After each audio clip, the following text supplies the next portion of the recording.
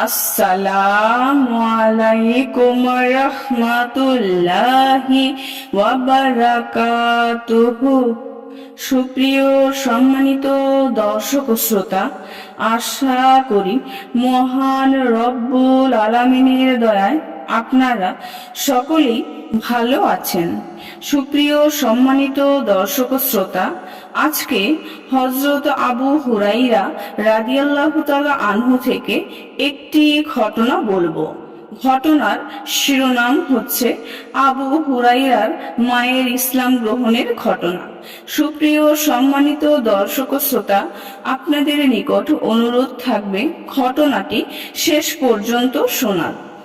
আবু কাসির Yazid ইবনে আব্দুর রহমান রাহমাতুল্লাহি আলাইহি বলেন, আমার নিকট হযরত আবু হুরাইরা রাদিয়াল্লাহু তাআলা আনহু বর্ণনা করেছেন, আল্লাহর শপথ, আল্লাহ পাক যে মুমিনকে সৃষ্টি করেছেন আর যে আমার সম্বন্ধে শুনতে পায় অথচ সে আমাকে দেখেনি, তবুও সে অবশ্যই আমাকে ও আমার মাকে মহব্বত করবে।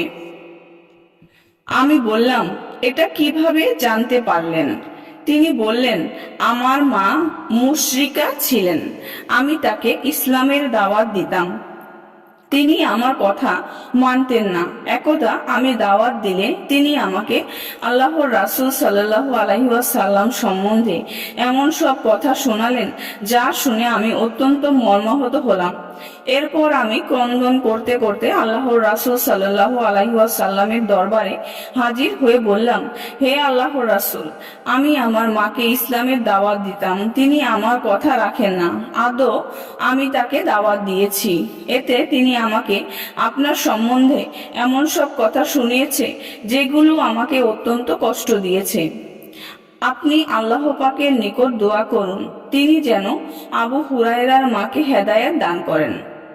আল্লাহর রাসূল সাল্লাল্লাহু আলাইহি ওয়াসাল্লাম তৎক্ষণাৎ দোয়া করলেন, হায় আল্লাহ, আবু হুরায়রার মাকে হেদায়েত দান করুন। মাকে আল্লাহর রাসূল সাল্লাল্লাহু আলাইহি ওয়াসাল্লাম দোয়ার কথা শোনানোর জন্য আমি দৌড়ে বেরিয়ে এলাম। আমি আমার ঘরের দরজায় পৌঁছে দেখতে পেলাম দরজা বন্ধ, ভিতরে পানি পড়ার আওয়াজ শোনা যাচ্ছে। কিছুক্ষণ পর তিনি দরজা নাড়া দিলেন।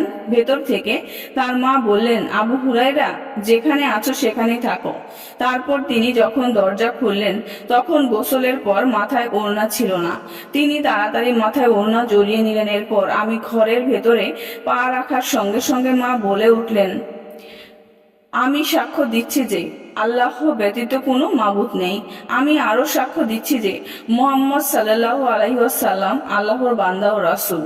হযরত আবু হুরায়রা রাদিয়াল্লাহু তাআলা আনহু আনন্দে আত্মহারা হয়ে গেলেন।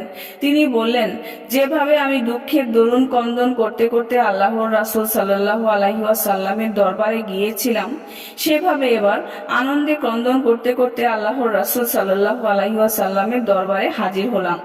বললাম, হে আল্লাহর রাসূল, সুখবর শুনে আপনি খুশি হবেন যে আপনার দোয়া কবুল হয়েছে।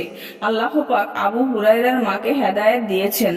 এই খবর শ্রবণ করে আল্লাহর রাসূল সাল্লাল্লাহু আলাইহি ওয়াসাল্লামও খুশি হলেন, আল্লাহর শুকরিয়া আদায় করলেন।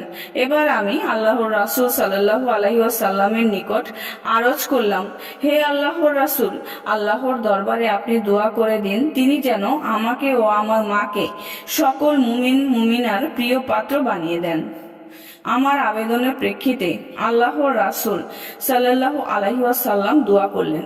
এই দোয়ার ফল এটাই হয়েছে যে যে মুমিন বান্দাই আমার ব্যাপারে শুনতে পারে অথচ হয়তো আমাকে দেখেও নি, সেই আমাকে মহব্বত করে। মায়ের প্রতি হযরত আবু হুরায়রা রাদিয়াল্লাহু তাআলা আনহুর ছিল অগাধ ভালোবাসা। মায়ের খেদমতে তিনি সামান্যতম ত্রুটি করতেন না। কিন্তু যখন হযরত আবু হুরায়রা রাদিয়াল্লাহু তাআলা আনহু ঈমান আনয়ন করলেন, তার মা তার সঙ্গে ইসলাম গ্রহণ করেননি, কেননা তিনি পূর্বপুরুষদের ধর্ম ছেড়ে আসতে পারছিলেন না। তবে এর ফলে হযরত আবু হুরায়রা রাদিয়াল্লাহু তাআলা আনহুর মায়ের সম্মান বা খেদমতে কোনরূপ ত্রুটি করেননি, বরং জানে প্রাণে মায়ের খেদমত করতেন।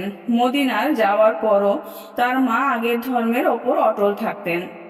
তার শিরকের কারণে হযরত আবু হুরায়রা রাদিয়াল্লাহু তাআলা আনহু খুবই ব্যথিত ছিলেন।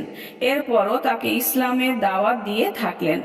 পরিশেষে একদা তার মায়ের ঈমান আনয়নের সময় এসে যায়। সুপ্রিয় সম্মানিত দর্শক ও শ্রোতা, আজকের ঘটনাটি এই পর্যন্তই। ঘটনাটি যদি ভালো লেগে থাকে অবশ্যই চ্যানেলটি সাবস্ক্রাইব করবেন, লাইক করবেন, কমেন্ট করবেন এবং বেশি বেশি শেয়ার করে দিবেন। সবাই ভালো থাকবেন। আল্লাহ হাফেজ।